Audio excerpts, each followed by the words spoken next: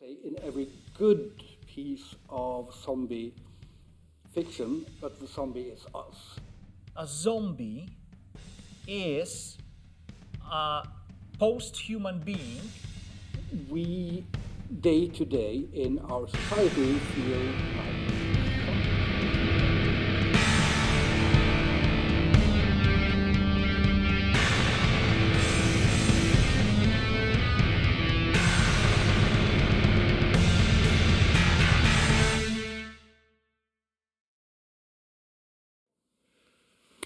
Hello and welcome to Drawn from Myth, episode 3. My name is Kim Diaz Holm, also called Den Unge Herr Holm, and I'm an artist from Bergen, Norway.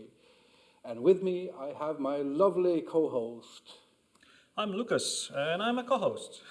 You need to work on your introduction. Oh, yes.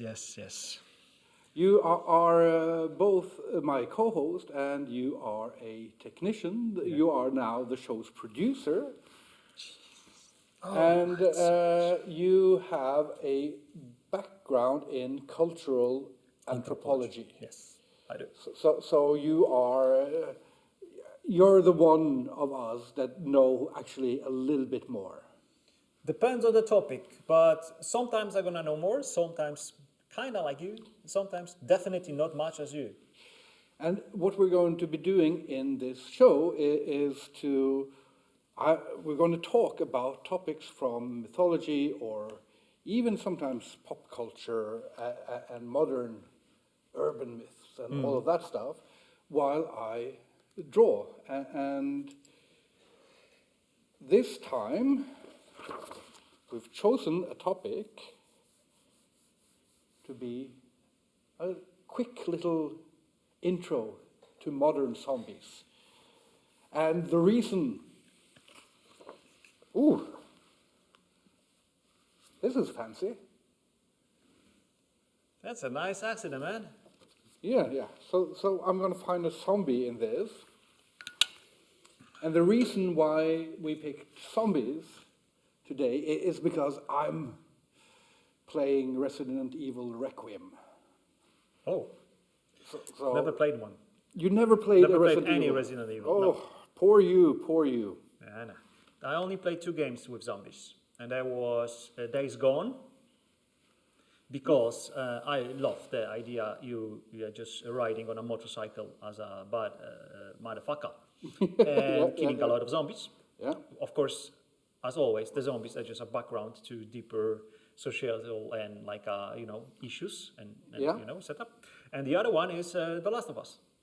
I never played the second part. So you only played Sony zombies, first-party Sony Studio zombie games. Yes, because I'm not a zombie person. I'm a vampire person.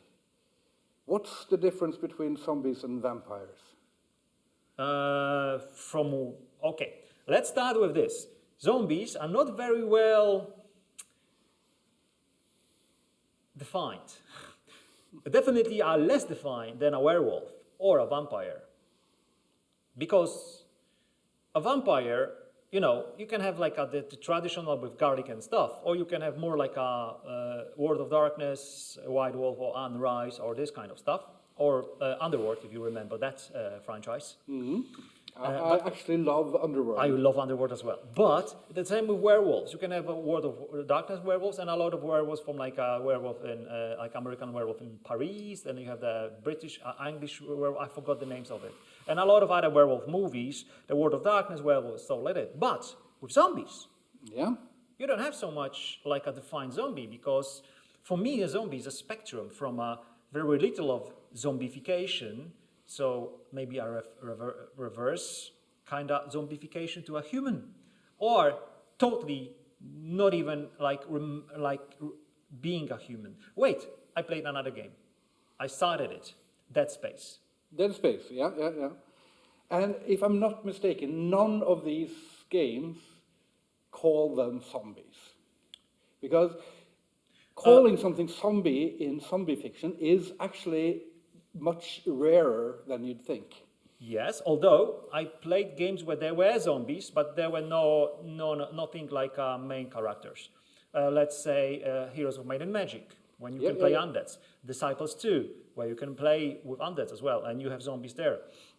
And then you had, what was it?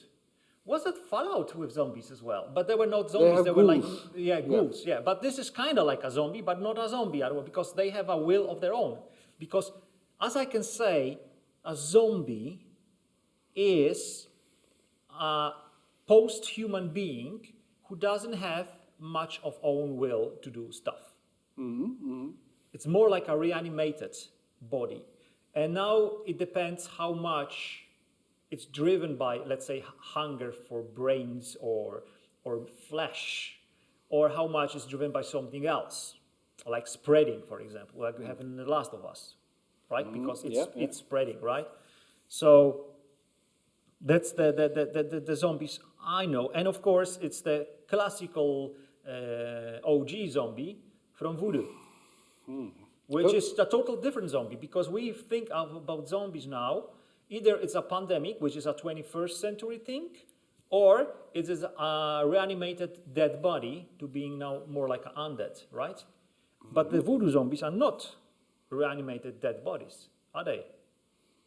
No, but I don't think we need to go into the voodoo zombies, because that is sort of a topic of its own that deserves attention of its own. Because in all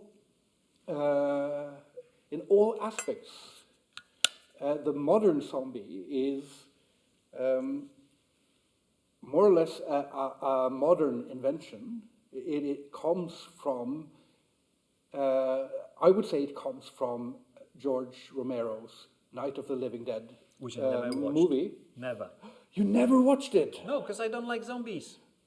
Why don't you like zombies? Because they're not vampires. I don't like horrors as well. So, the only horrors I like are gothic horrors. So, the vampire, Dracula from Coppola, or Nosferatu, Symphony des Graues, or the Herzog's. This is kind of a horror I like. I watched 2 movies about zombies, by the way. One TV show and one movie. The movie was from 1988, The Serpent and the Rainbow.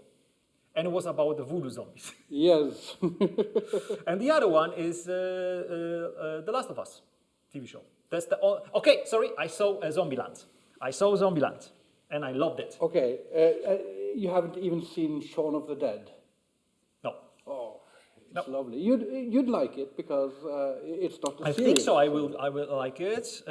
Yeah, because I saw interpretation and analysis of that movie, and Simon Pegg is playing there as well. Yeah. So, Yeah. So, the modern film zombie is what we're talking about, and that starts with Romero and the fantastic movie Night of the Living Dead. It is a classic for a reason, and it is perhaps one of the first low-budget B movies that just work on. It works cinematically in a way. It's not a schlocky B movie, even though it has schlocky elements. It is. I think it's a wonderful piece of art. Because I started watching it, and I watch a lot of movies about it, and I read about it. I never saw it because, as I told you, it's not my piece of cake.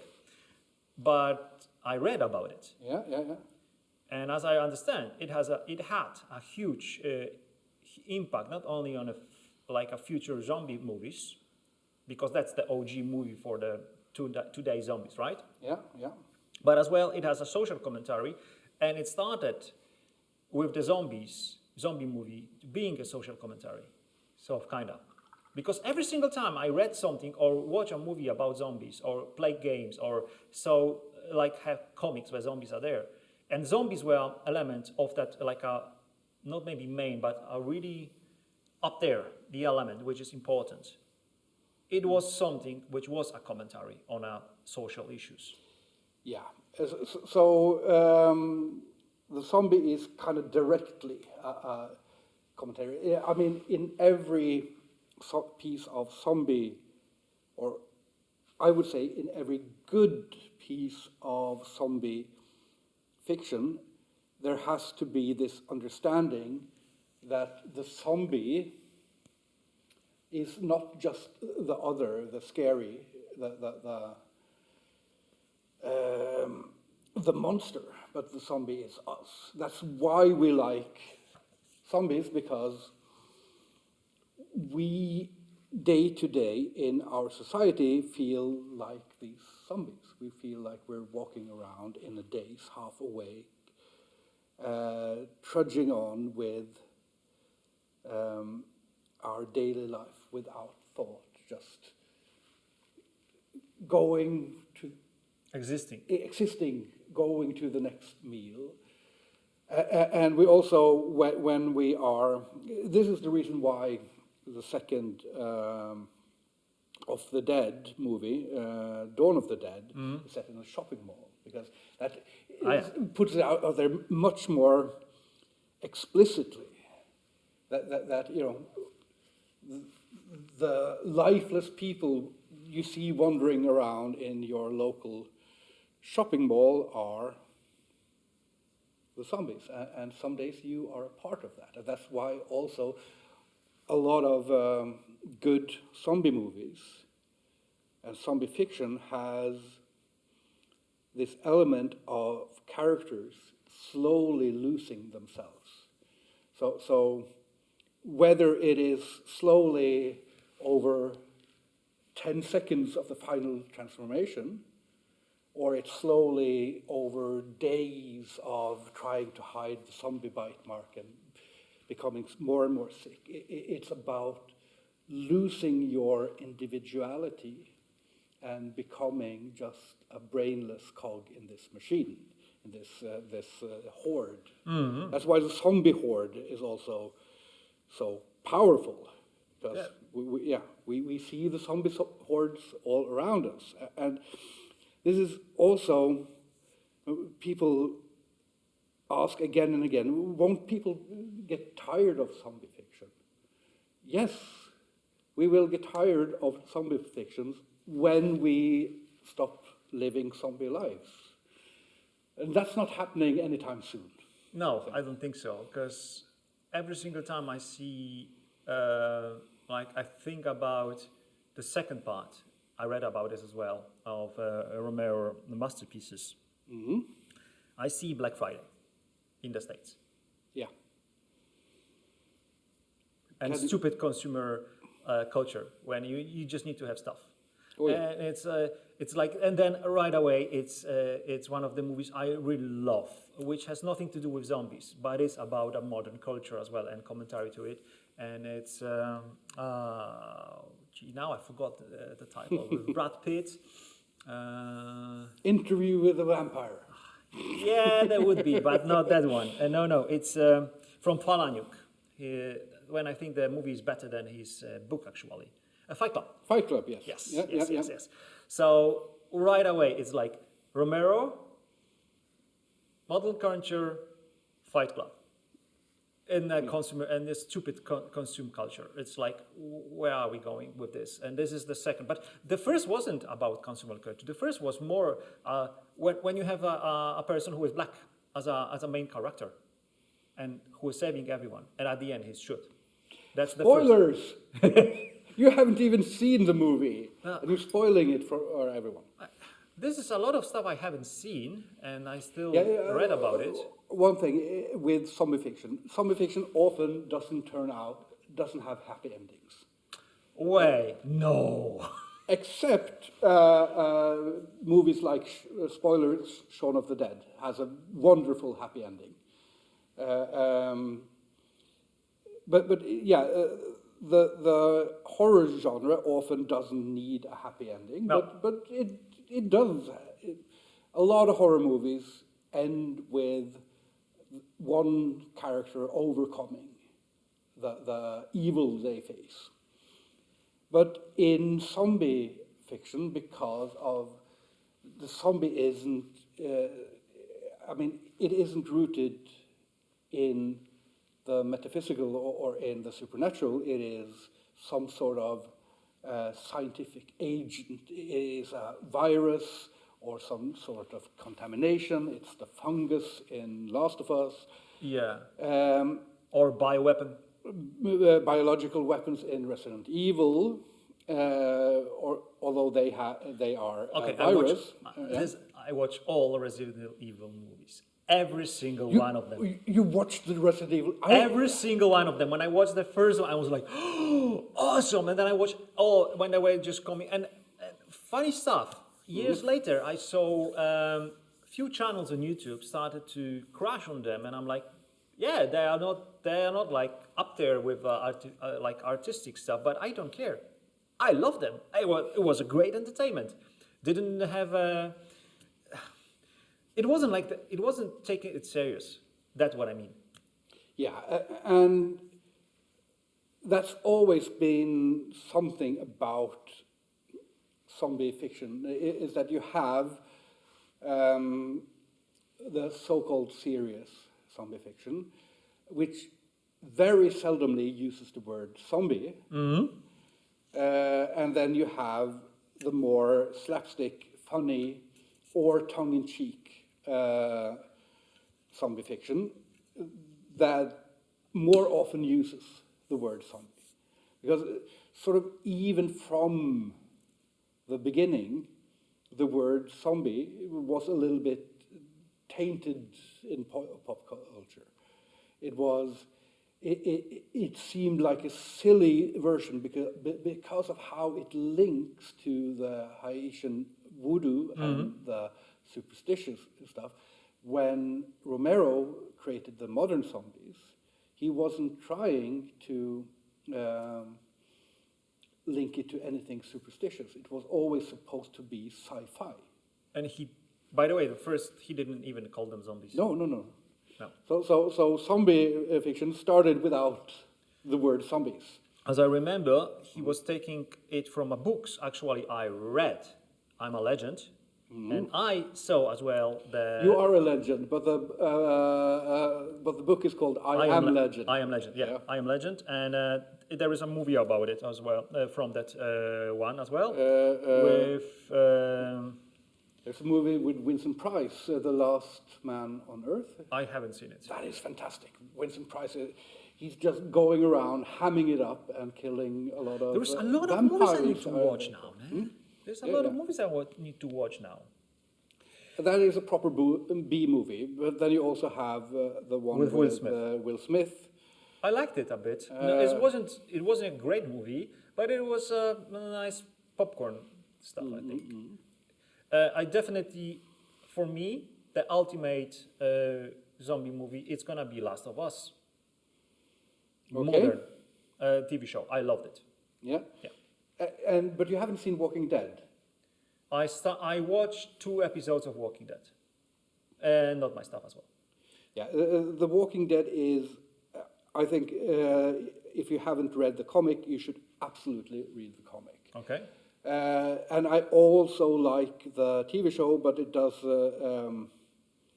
like a lot of TV shows, when they just continue and continue, it gets into a lot of problems.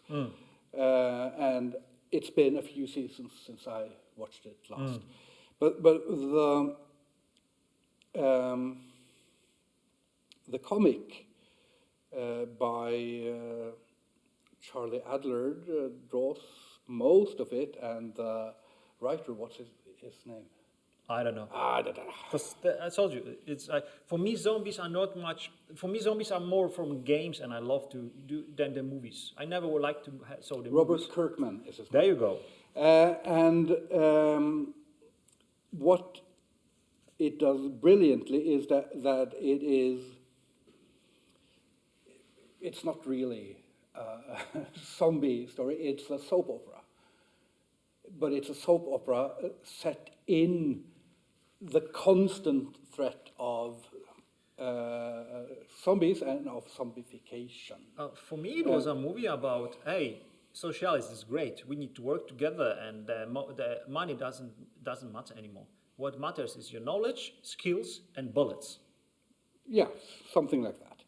But yeah, it's all about the people. This is survivor horror, by the way, right? Yeah. In a sense.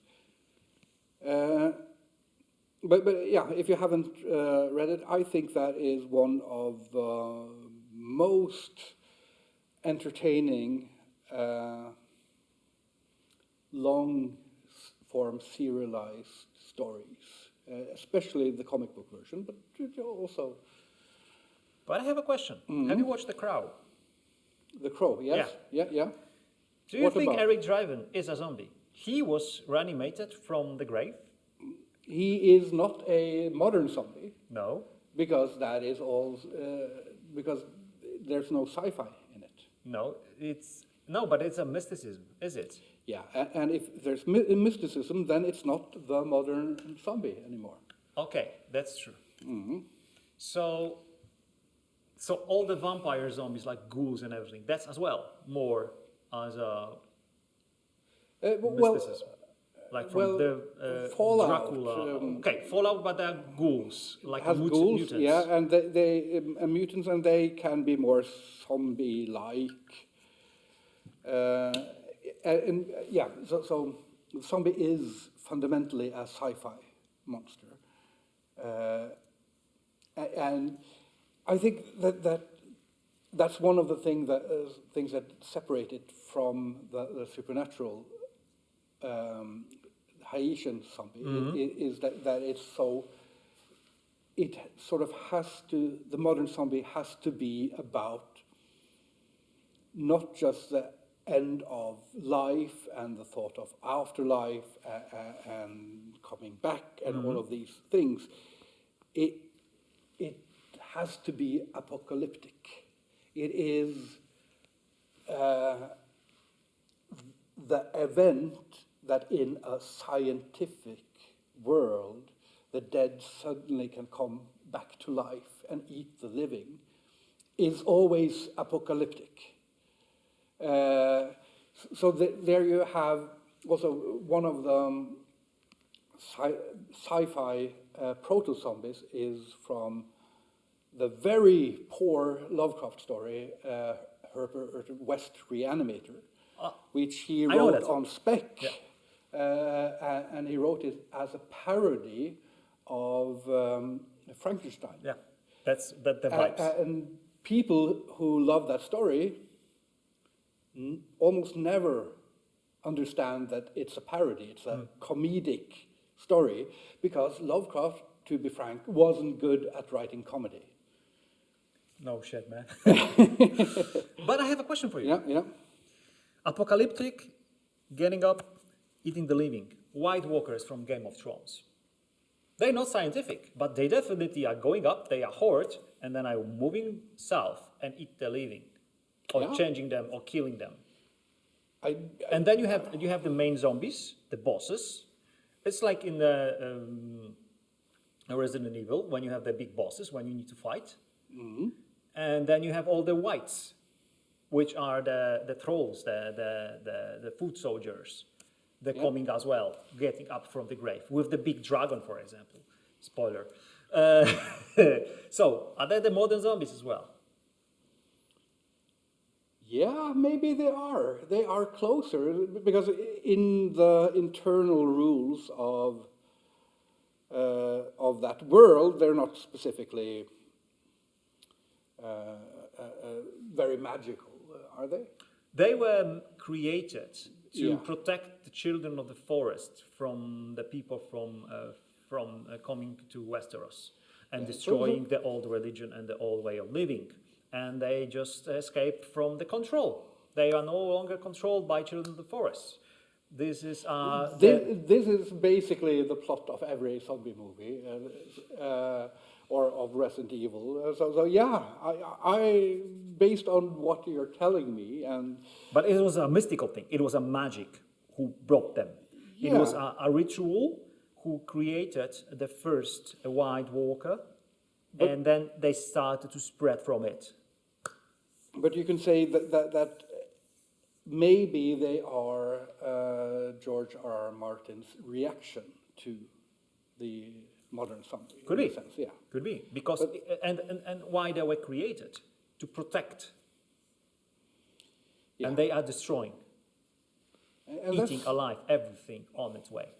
and that's eating sort alive. of also very common in modern zombie fiction, is that usually it is the defense department, or it's the military, or it is something that has to do with protection of humanity, as you can see right now.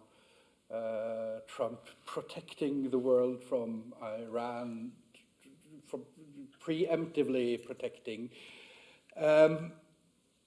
So almost always in zombie fiction, the bad guys are the ones trying to, trying to protect.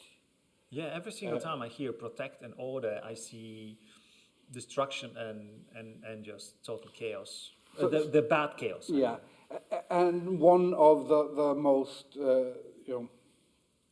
common tropes in all fiction about the undead is the danger of trying to protect humans from death itself.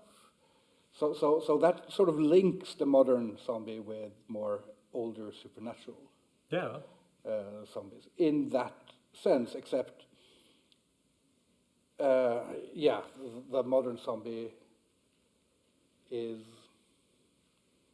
not just bringing death to individuals, but death to humanity as a whole. So that's maybe a distinction that's worth. I'm looking what you are painting, and it looks for me like, from my perspective, upside down and a bit far away, it's like a forest or like a mountain landscape, and a nuclear mushroom who looks like a zombie head. Oh yeah, it could be.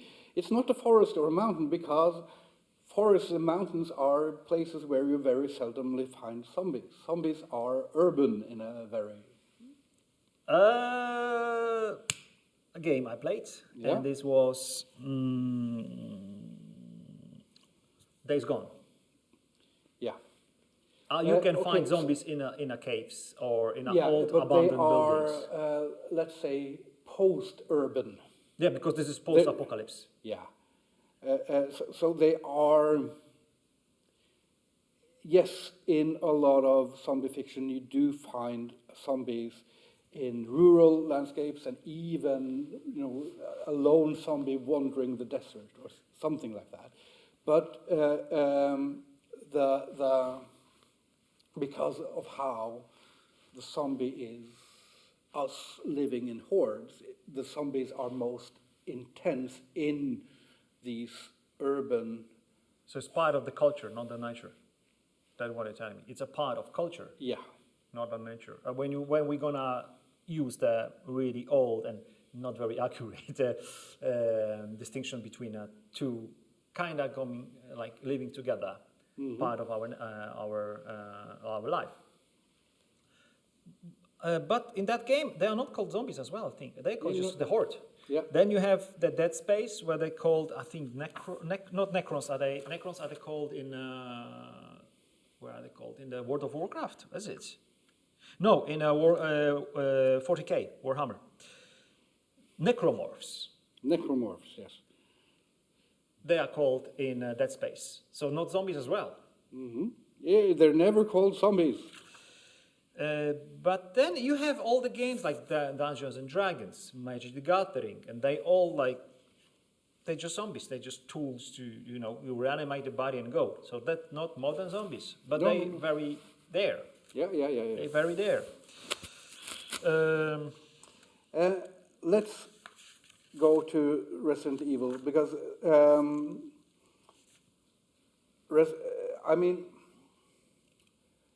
Resident Evil wasn't my first zombie fiction, because that was probably,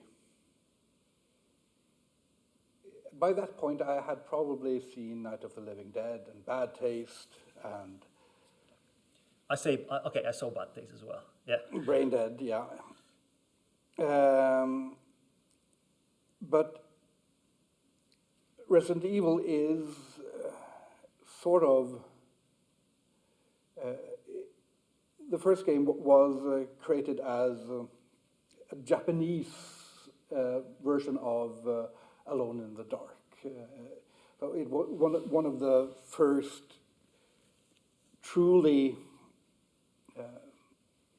let's say, immersive horror games, even though it wasn't like a first-person immersive game where you could see from your character's eyes. It was using all of these very cinematic camera angles and kind of functional but a bit tricky tank controls, as they're called. So just maneuvering your character in a zombie-like way was difficult. But it sort of is one of these points that it just crystallizes all of the zombie fiction that has come before.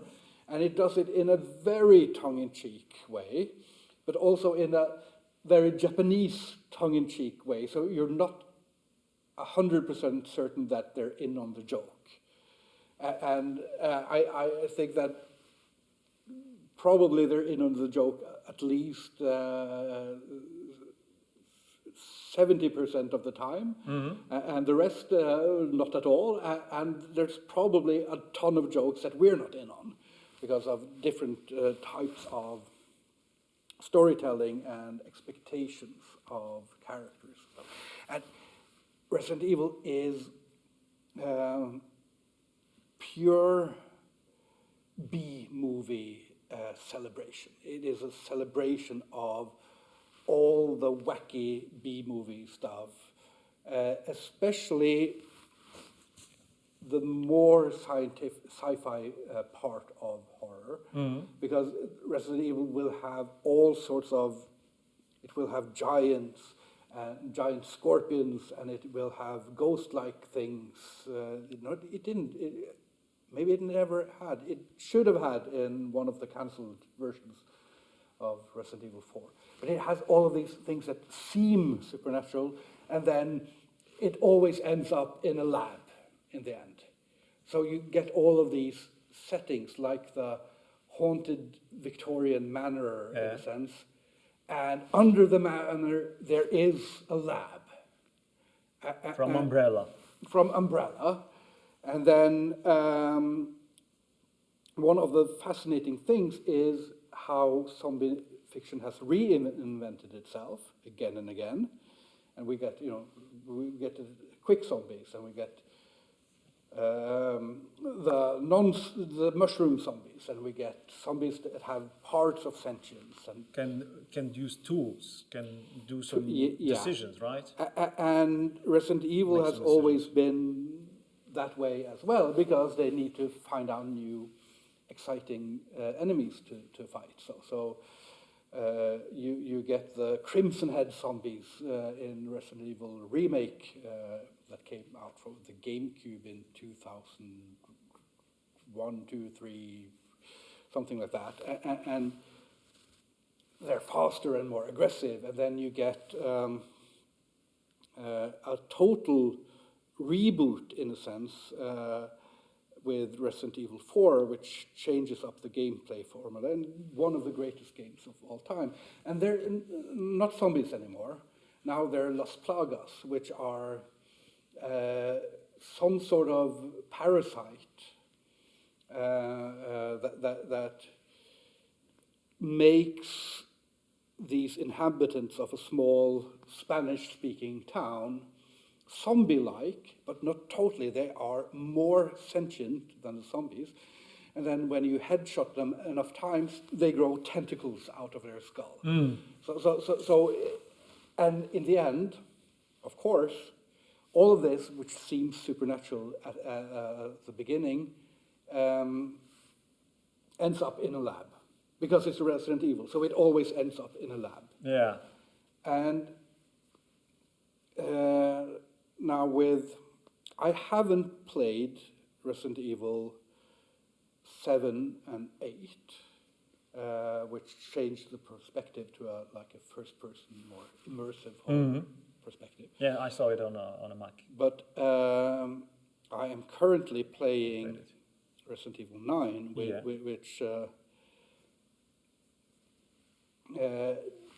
melds both the old Resident Evil with the newer stuff, and especially some things from Resident Evil 2 and some of the gameplay systems from Resident Evil 4, so more horror-based things and more action-based from Resident Evil 4.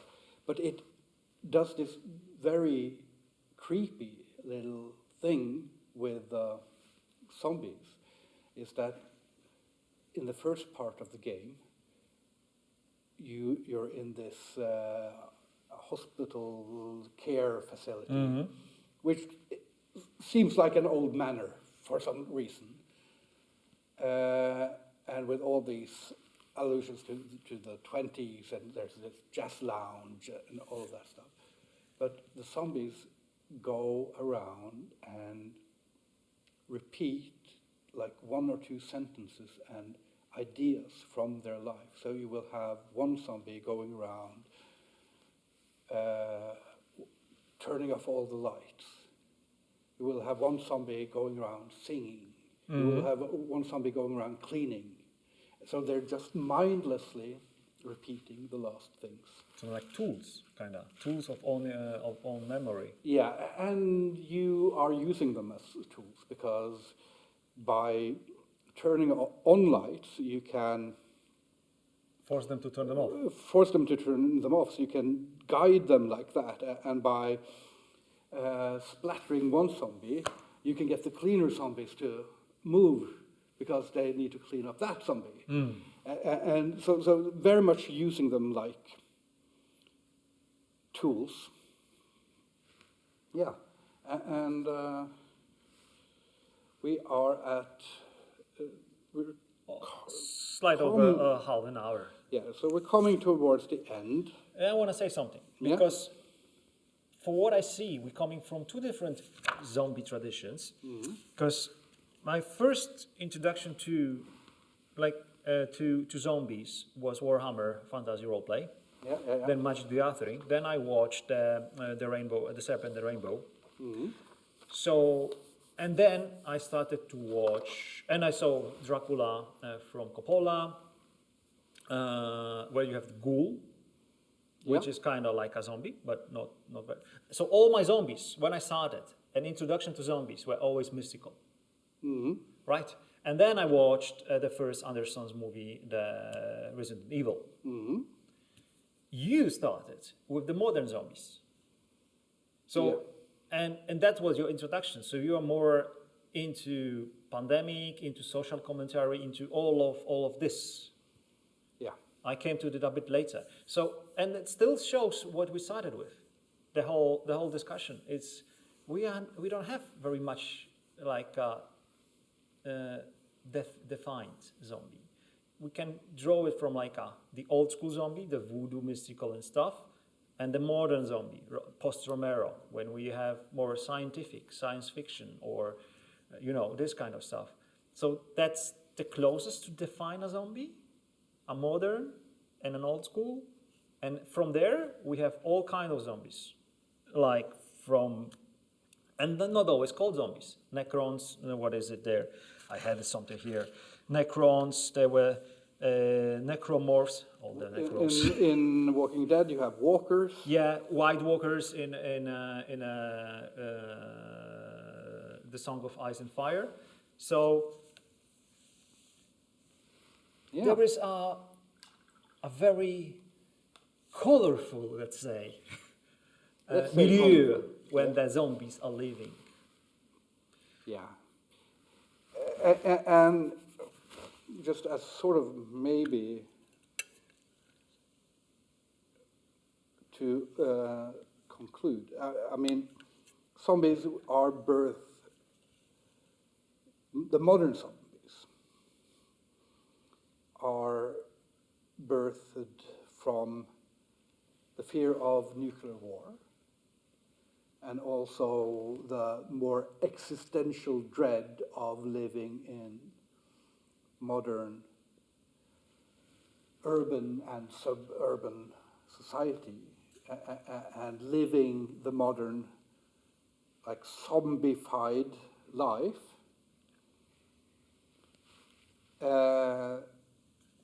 And I think maybe one of the things that makes the zombie fiction so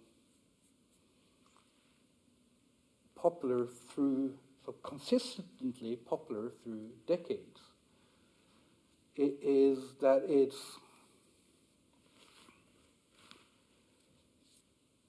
is maybe, let me think about this. It is the same fear of death and the mystery around death that sparks so much of the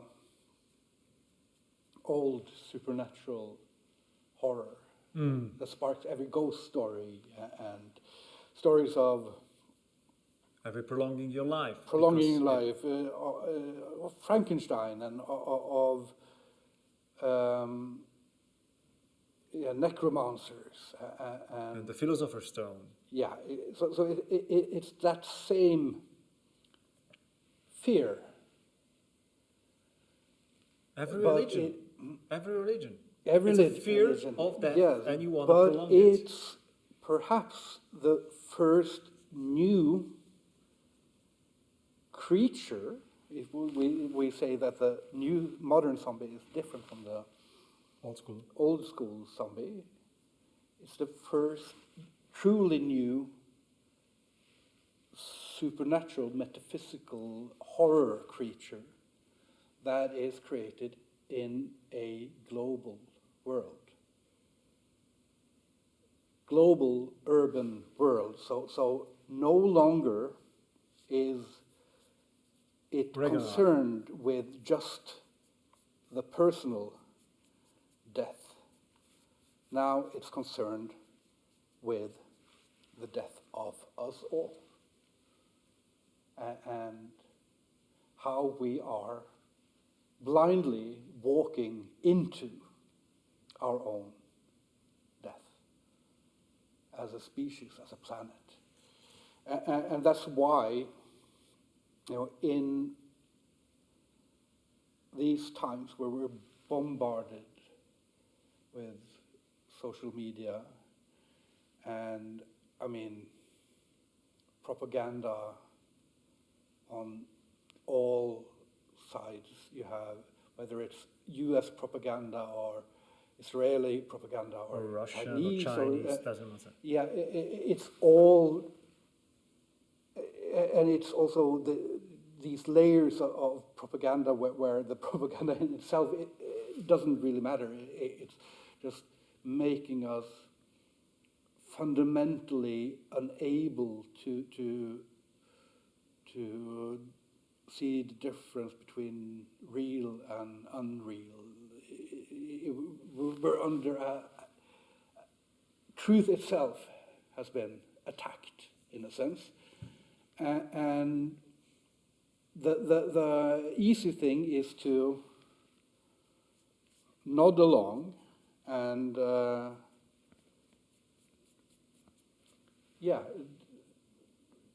be the zombies and just accept what you're given. And the difficult thing is to resist. I think we need some salt. Yeah. That's what we need, because for me this looks like we are tools used by a bokur. Okay. From voodoo. And the only thing we need is someone coming to us with a salt to bring us back to our graves, and then give us back our life. Because we are not dead, we are still alive. We just need someone to kick us in the ass and just wake up. Mm. So that's what I hear now. The poet Tyler the Creator says, put some I need some sugar on my tongue, but maybe we need a tiny bit of salt as well. So this is the nice circle we get from the voodoo zombies through the modern zombies. And we're gonna go again to the voodoo zombies. And I think with that, I will say that my zombie apocalypse drawing is complete. And we are still figuring out this show. Mm-hmm. So any feedback you have on it is much appreciated. You can subscribe to the Drawn from Myth page that we need to create Yeah. on YouTube. And then we'll probably see if we can figure out how to get this thing on other platforms as well. Yeah, you can support me, Kim Diaz Holm, by going to denungehadholm.com or following me on all sorts of social media as Den Unge Had Holm. There will be links, and the artwork will also be a way to support what we're doing. And in the future, maybe we'll have more ways. And most of all, just comment and say what you think. And yeah, what do you think about zombies? And what's the greatest zombie song ever? Trick question. The Cranberries, man. No. Yes. No. Yes. No. It is Rocky Erickson, I Walked with a Zombie, because that's the greatest rock and roll song ever. And that's another episode. Yeah, we're gonna talk about it. Yeah. Thank you. Subscribe.